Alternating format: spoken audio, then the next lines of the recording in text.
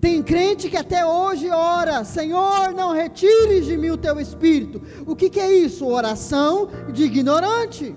Você não é mais um hotel para Deus passar a noite. Deus vem e vai embora. Não, você é a residência oficial do Espírito Santo. Então essa ideia de que se o arrebatamento acontecer enquanto eu estou pecando, eu não vou subir, é mentirosa. Por isso que eu falo para você: não chame isso aqui de templo. Isso aqui não é templo. Templo era um só, o de Jerusalém. Depois que o templo de Jerusalém foi destruído, depois que a nova aliança foi estabelecida, não existe templo para Deus mais. O seu corpo é templo do Espírito Santo. E Jesus disse: no entanto, quando o Espírito da verdade vier, ele vos guiará em toda a verdade. Jesus descreve o Espírito Santo como o Espírito da verdade e alguém que vai nos conduzir em toda a verdade. Então, a pergunta que nós precisamos nos fazer hoje é: qual é essa verdade? Que verdade é essa que o Espírito Santo quer nos conduzir? Para onde o Espírito Santo quer nos levar? É muito importante nós entendermos isso, porque antes de ser guiado pelo Espírito, você precisa entender como o Espírito Santo opera. Tem muita gente que fala sobre o Espírito Santo, que sente o Espírito Santo, mas não entende o sistema por trás daquilo que o Espírito Santo opera. E Jesus diz que ele é o Espírito da verdade e que vai nos guiar na verdade. Então, para sermos guiados pelo Espírito, precisamos entender a verdade do Espírito. Por isso o tema da minha palavra de hoje com você é o Espírito Santo na nova aliança. Como o Espírito Santo opera agora na nova aliança. Muitos crentes não conseguem fluir no Espírito Santo, não conseguem se relacionar com o Espírito Santo, porque eles ainda estão com uma mentalidade presa no Antigo Testamento. Quando se fala de profeta, as pessoas só têm uma visão, a visão profética do Antigo Testamento, mas existem profetas hoje, amém? Existem profetas no Novo Testamento, amém? Mas se a mentalidade que nós temos é uma mentalidade antiga, do Antigo Testamento, baseado numa aliança passada, nós não vamos desfrutar da verdade. Por quê? A lei é a verdade, mas é uma verdade passada. Existe uma verdade presente para nós hoje. E o meu objetivo hoje com você é quebrar essa mentalidade religiosa e entender que agora na nova aliança, você não é mais um hotel para Deus passar a noite. Deus vem e vai embora. Não, você é a residência oficial do Espírito Santo. O Espírito Santo não vai vir para você sentir um arrepio e ele vai embora quando você pecar. Não, você é morada do Espírito Santo. Amém? No Antigo Testamento, o Espírito Santo já operava. Desde o Gênesis capítulo 1, versículo 2, a Bíblia diz que o Espírito Santo pairava sobre as águas. Então ele já estava lá. Agora, quando a gente olha para o Antigo Testamento, nós vemos que o Espírito Santo ele operava, mas ele tinha uma única função. Qual era a função do Espírito Santo no Antigo Testamento? Capacitar alguém para uma tarefa específica. Então quem tinha o Espírito Santo? Apenas aqueles que Deus escolhia para uma missão específica. Então Deus escolheu José para salvar o povo de Israel da fome. Então José, a Bíblia diz que era cheio do espírito de sabedoria, o Espírito Santo. Deus escolheu Moisés para libertar o povo do Egito. Então a Bíblia diz que Moisés era cheio do Espírito, mas perceba que são momentos diferentes. Enquanto José é cheio do Espírito, Moisés não pode ser, porque o Espírito Santo habita apenas em uma pessoa para uma tarefa. Davi foi cheio do Espírito Santo, Mas é interessante que quando o Espírito Santo entra em Davi, automaticamente sai de Saul. E o texto diz que quando Davi é cheio do Espírito, Saul é atormentado por demônios. Por quê? O Espírito Santo vinha para uma tarefa específica. Sansão era cheio do Espírito, mas era cheio do Espírito para uma tarefa específica. Agora, mesmo aqueles que eram chamados por Deus, cheios do Espírito para uma tarefa, o Espírito na vida deles tinha limite. E qual era o limite do Espírito Santo? A lei. Por quê? Porque sob a lei, a presença de Deus era condicionada à obediência humana. Davi era cheio do Espírito, mas se ele pecasse, ele perderia o Espírito Santo. Porque o Espírito Santo não estava ali para morar, estava ali para usar. Então, se alguém falhasse, o Espírito Santo ia embora. E aí nós temos o exemplo de Sansão, por exemplo, que eu trouxe para você. Sansão era cheio do Espírito, mas no capítulo 16, no versículo 20 de Juízes, quando Sansão sai para cumprir a sua tarefa, que era derrotar os filisteus, o texto diz: entretanto, ele não tinha notado que o Senhor, o Espírito do Senhor, já havia se retirado dele. Sansão foi cheio do Espírito para uma tarefa específica, mas como ele pecou muito, como ele desobedeceu a lei, o Espírito Santo saiu dele. E aqui então ele sai para a batalha para cumprir a sua missão, mas o texto diz que o Espírito já não estava mais sobre ele. Por isso ele é capturado, ele é preso, é humilhado, levado pelos filisteus, e o Espírito Santo nada faz. Por quê? Porque o Espírito Santo estava submetido à obediência à lei.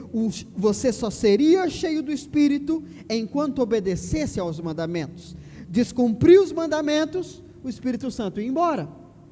Está entendendo? E aí, lá no Salmo 51, nós temos um salmo muito interessante, muito conhecido de Davi. Esse Salmo 51, ele é escrito, é uma oração de Davi a Deus, que é escrito logo após a morte do filho dele com Betseba. Ele adultera com Betseba, mata o marido dela, se deita com ela, tem um filho com ela, e aí o juízo de Deus vem sobre ele, o menino morre, e aí ele vai orar a Deus, e ele faz uma oração, pedindo perdão a Deus, confessando a Deus o seu pecado, e aí no versículo 11, Davi diz: não me afastes da tua presença, nem retires de mim teu santo Espírito. Porque Davi sabia que porque ele pecou, o Espírito Santo ia embora. Então preste atenção, porque você precisa compreender isso. Na lei, o Espírito Santo é um visitante, ele vem, mas por qualquer detalhe, você pode perdê-lo. Agora, será que isso funciona até hoje? Precisamos entender como o Espírito Santo opera. Quando nós olhamos para o Antigo Testamento, nós vamos perceber que a história de Israel é cheio de falhas. E a pergunta que a gente tem que se fazer é: por que a história do povo de Deus é cheia de quedas, juízos e maldições? Como eu acabei de falar o exemplo de Davi. Davi, homem segundo o coração de Deus, peca, e vem logo o juízo, vem a condenação, vem a maldição. Por quê? Porque o homem na antiga aliança está sujeito à lei. E olha só o que a lei estabeleceu. Deuteronômio 28 diz o seguinte, versículos 1 e 2: se fielmente obedeceres a palavra do Senhor teu Deus, tendo o zelo de seguir todos os seus mandamentos, que nesse dia te ordeno, o teu Deus te exaltará sobre todas as nações da terra. Se ouvires a voz do Eterno teu Deus, virão sobre ti e te acompanharão todas estas bênçãos. Então, qual é o fundamento da antiga aliança? Só vai ser abençoado quem cumprir todos os mandamentos. Se descumpriu um mandamento, não tem bênção. Se tinha o Espírito Santo vai embora. Agora, preste atenção. Tem muita gente que fala sobre Deuteronômio 28, mas não entende que Deus está dizendo que se cumprir os mandamentos, vai ser abençoado.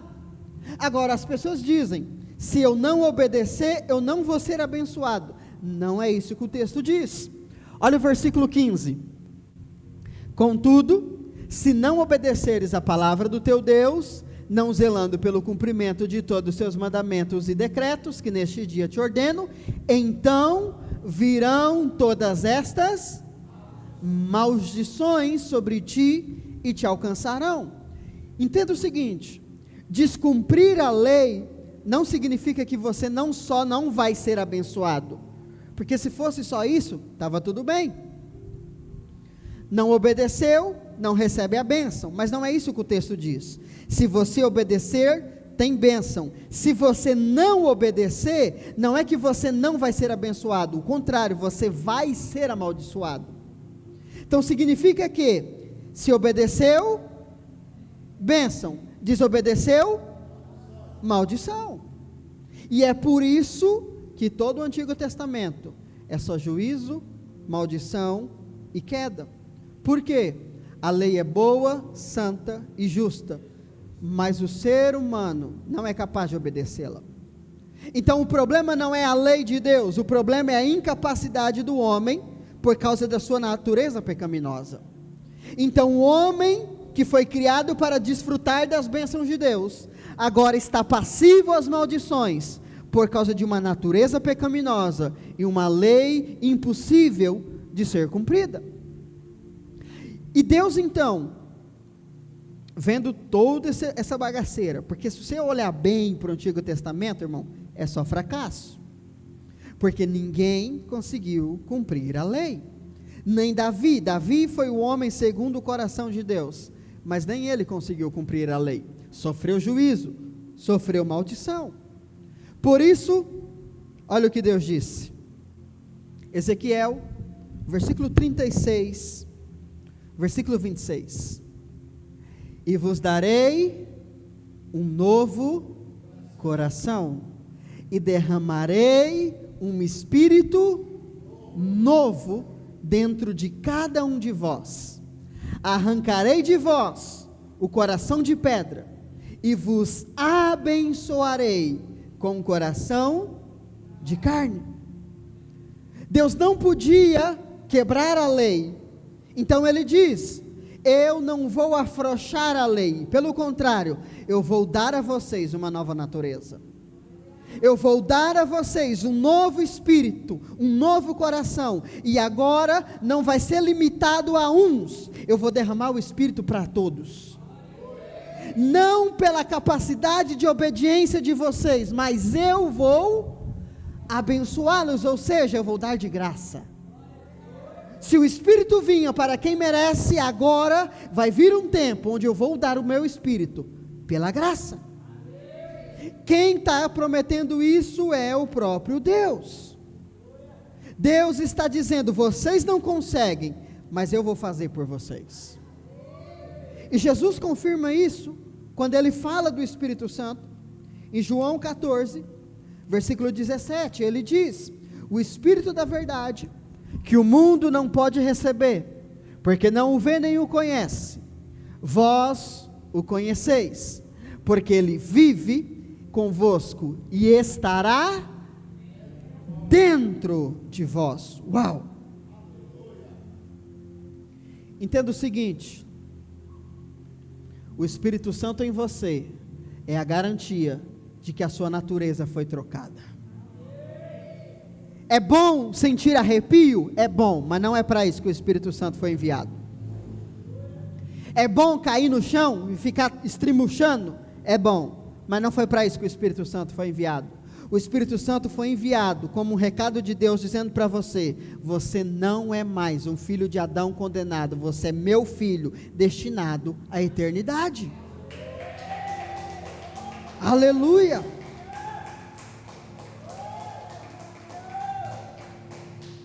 Ser cheio do Espírito não é ser um crente místico. Ser cheio do Espírito é ter a consciência que você não é mais um pecador tentando ser santo. Você é um santo, filho de Deus, que tem o Espírito de Deus habitando em você. As pessoas dizem, não, eu sou pecador desgraçado. Irmão, se você é filho de Adão, você é pecador. Mas se você é filho de Deus em Cristo, o pecado não faz parte de você mais. Ah, mas eu peco. Problema de transformação. Natureza já foi transformada. Você é salvo. Você é santo. Amém. Vira para alguém que está do seu lado e fala para ele, você é santo, irmão.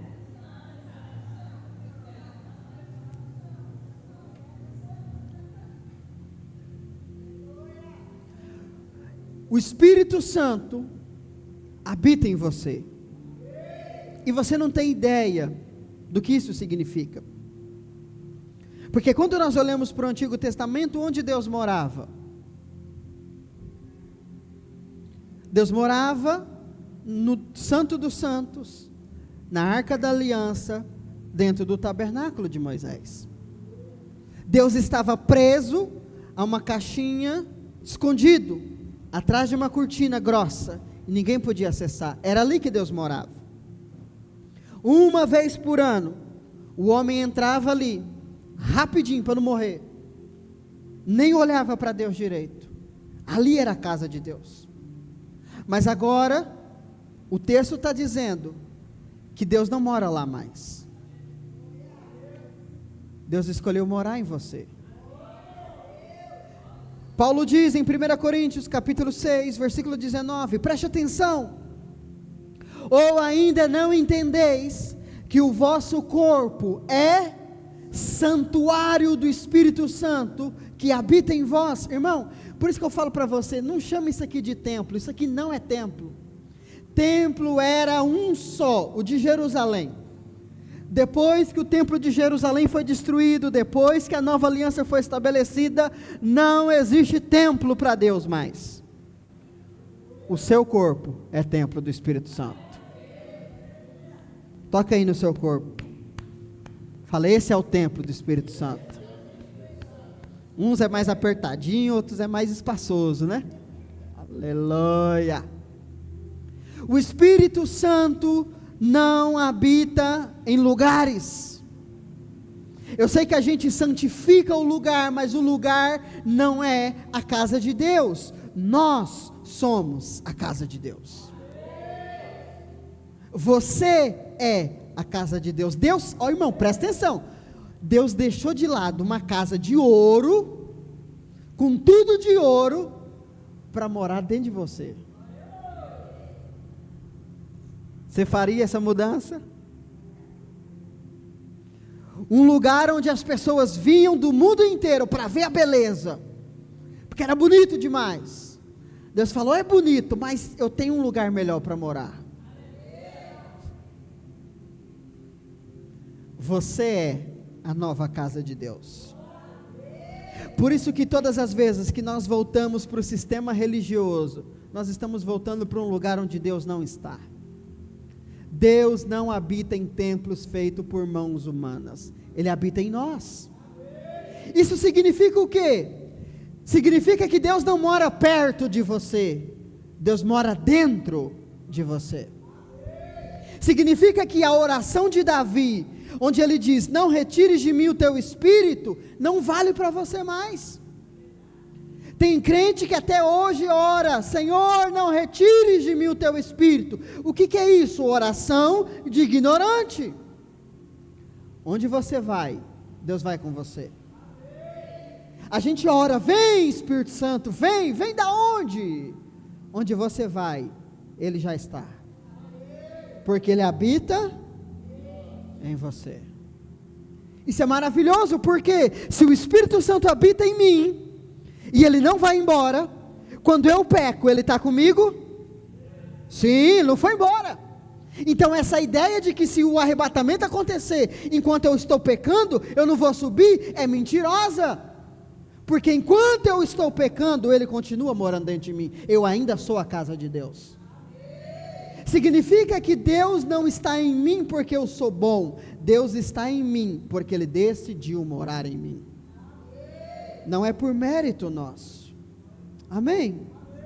Diga, eu sou casa de Deus. Isso para um judeu é uma blasfêmia que você não faz ideia.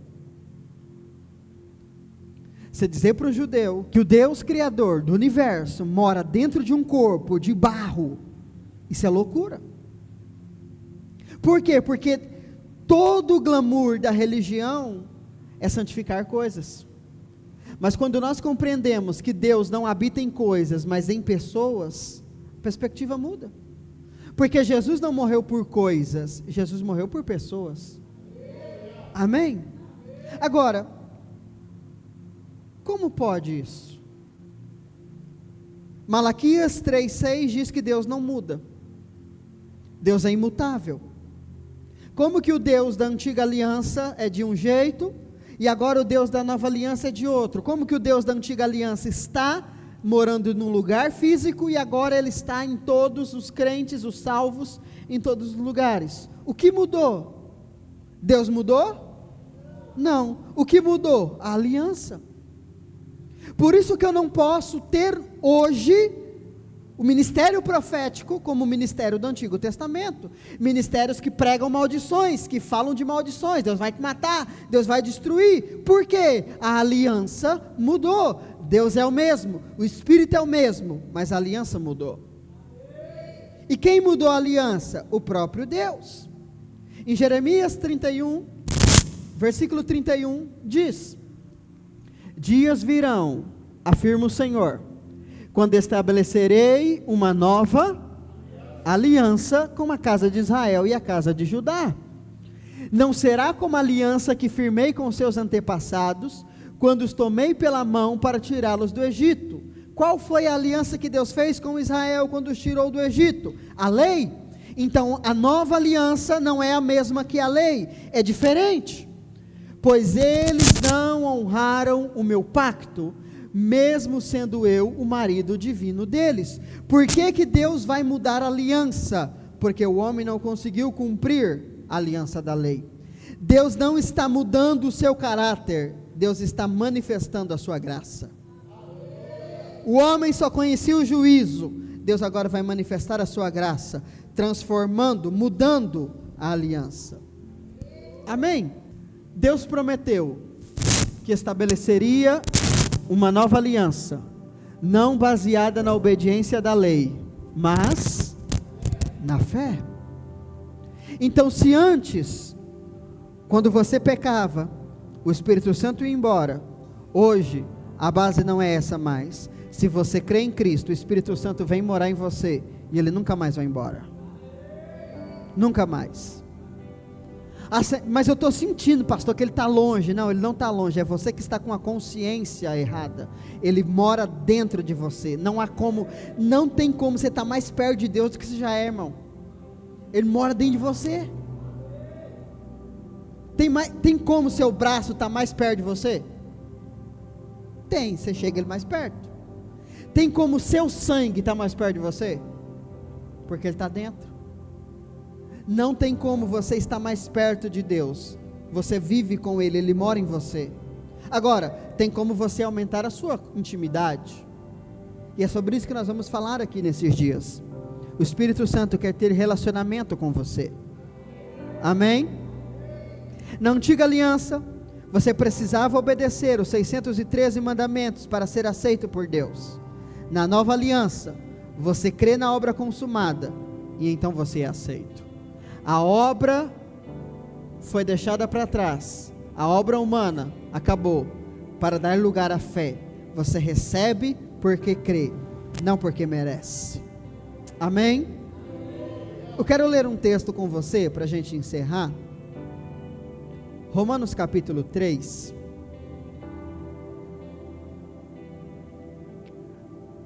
A partir do versículo 21. Porque aqui está a base da verdade que Jesus disse. Jesus disse que o Espírito é o Espírito da verdade. Qual é a verdade. Essa verdade aqui, preste atenção. Romanos 3, 21. Entretanto, nesses últimos tempos, se manifestou uma justiça proveniente de Deus, independente da lei, mas da qual testemunham a lei e os profetas. Isto é, a justiça de Deus por intermédio da fé em Jesus Cristo, para todas as pessoas que creem. Então, o que Paulo está dizendo é que o novo sistema que Deus opera não é mais o sistema da lei. O sistema da lei era apenas para um povo, o povo judeu. Mas agora o sistema da nova aliança que Deus está propondo é um sistema para todas as pessoas, independente de raça, de gênero, de qualquer outra coisa, de religião. Essa nova aliança é baseada na fé. Então, para viver essa nova aliança, eu preciso crer em Cristo.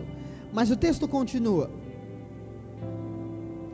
portanto, não há distinção, porque todos pecaram e destituídos estão da glória de Deus, sendo justificados gratuitamente por sua graça. Se na lei você tinha que merecer, na graça você recebe de graça, mediante a redenção que há em Cristo Jesus. Deus, por que essa nova aliança é disponível para nós? Porque Deus ofereceu Jesus como sacrifício para propiciação, ou seja, pagamento por meio da fé, pelo seu sangue, proclamando a evidência da sua justiça. Por sua misericórdia, havia deixado impune os pecados anteriormente cometidos, mas no presente demonstrou a sua justiça, a fim de ser justo e justificador daquele que deposita toda a sua fé em Jesus. O que Paulo está dizendo? Deus não se relaciona com você mais de acordo com o que você faz ou deixa de fazer. Deus se relaciona com você por causa da sua fé em Jesus. Não é fé em Deus, não é fé na fé, não é fé positiva, é fé que Jesus morreu por você. Fé positiva é o que o mundo prega: crê que vai dar certo, que tudo vai dar certo, crê que todas as coisas vão cooperar. Isso é fé do mundo, isso é fé religiosa, isso é fé da nova era, é fé humana. Qual é a fé que salva? A fé: Jesus pagou o preço, por isso eu estou livre. Por que eu creio que eu sou cheio do Espírito mesmo estando em pecado? Porque Jesus pagou o preço. Como que eu faço para ser cheio do Espírito Santo e ser guiado por Ele? Eu preciso entender que o Espírito Santo não é um agente da lei, ele é um agente da graça. Semana que vem eu vou trazer para você uma das mensagens mais complexas que eu já preguei aqui. Então você vem acordado. Vem acordado, porque eu vou pregar pela primeira vez. Eu nunca preguei em Levítico. Vou pregar para você semana que vem, para você entender sobre como o Espírito Santo age hoje. Mas essa é a base. O Espírito não é um agente da lei, ele é um agente da graça. Ele não está aqui para anunciar o que você fez, ele está aqui para lembrá-lo do que Jesus fez por você. Então essa ideia de que o Espírito Santo fica apontando pecado, usando pessoas para revelar seu pecado no culto, essa é uma ideia da antiga aliança. Não é o Espírito Santo, é o espírito do engano que está agindo. Deus não vai te humilhar na frente das pessoas, Ele mora em você. Assunto de família se resolve em casa. É no seu momento, no secreto, que Deus vai resolver as coisas com você, não é em público não. Amém? Você é templo do Espírito, não porque você merece, mas por causa do sangue de Jesus. Amém? Pastor, mas de vez em quando eu ainda caio na lei. Não, irmão. Viva na graça. Por quê? Porque o fim da lei, Romanos 10:4, o fim da lei é Cristo, para a justificação de todo. Se você crê, você não precisa da lei, porque você já foi justificado pela fé.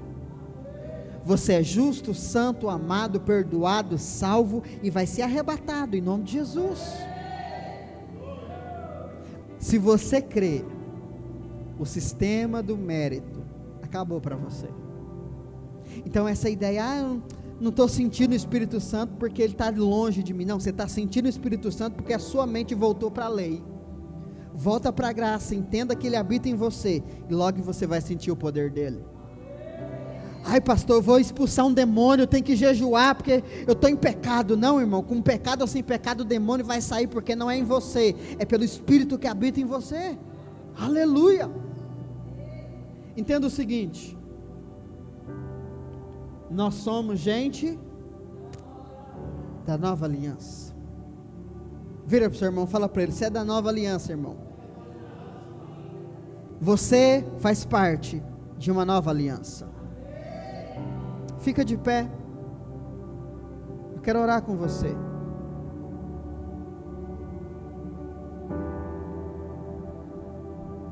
Se você é alguém da nova aliança, pare de viver como se você estivesse na lei. Pare de viver com medo do diabo. Pare de aceitar a acusação do diabo na sua vida. Pare de agir como se Deus estivesse distante de você. Ele não está. Ele habita em você. Amém? Pastor, mas eu não sinto. Lembre-se da promessa. Olha o que Deus disse: por motivo algum te abandonarei, nunca, jamais te desampararei. Pastor, mas meu pecado é muito grande. Por motivo, não importa o que você faça ou o que você deixa de fazer, Ele não vai te deixar. O Espírito Santo está em você, Ele está grudado em você e não vai te soltar. Amém? Se você quer viver cheio do Espírito e ser guiado por Ele, abandone a sua justiça própria. Pare de achar que você precisa merecer. Abandone o mérito humano e firme-se na obra consumada. Levanta sua mão, feche os seus olhos, diga comigo: Espírito Santo, traga a revelação da nova aliança sobre a minha vida. Eu declaro que toda mentalidade religiosa caia por terra, em nome de Jesus. Eu recebo a consciência de que eu sou casa de Deus, e o Espírito Santo nunca, jamais vai me deixar. Coloque a mão no seu coração. Espírito Santo, que essa verdade seja selada em cada coração, que o Senhor nos conduza a uma vida de relacionamento com o Senhor, que o Senhor nos leve a um novo nível em Ti, que todas as vezes que o sistema religioso, que os pensamentos da lei, de justiça própria, de merecimento, vier sobre nós, para nos acusar, para nos menosprezar, para nos condenar, que nós possamos repreendê-los. Nós somos gente da nova aliança. O Espírito do Senhor habita em nós. Nós somos a tua casa. Por isso todas as bênçãos nos serão liberadas. Por isso a bondade do Senhor nos seguirão todos os dias da nossa vida. Não porque somos bons, mas porque o Senhor é bom. E eu declaro isso sobre a semana dos teus filhos, Senhor. Que seja uma semana de consciência, de presença do Senhor. Que seja uma semana de renovação de mente, de fortalecimento, de encorajamento do teu Espírito Santo. Que eles possam vencer o que eles não estavam conseguindo vencer, Pai. que eles possam avançar naquilo que não estavam conseguindo avançar, que portas que estavam fechadas sejam abertas em favor deles, Pai, que o poder do Teu Espírito que está neles se manifeste, que a obra do Senhor que está em cada um de nós se manifeste, e Jesus seja glorificado, a graça seja evidenciada em nós e através de nós, em nome de Jesus. Você recebe isso? Aleluia. Dá uma salva de palmas ao Senhor. Aleluia.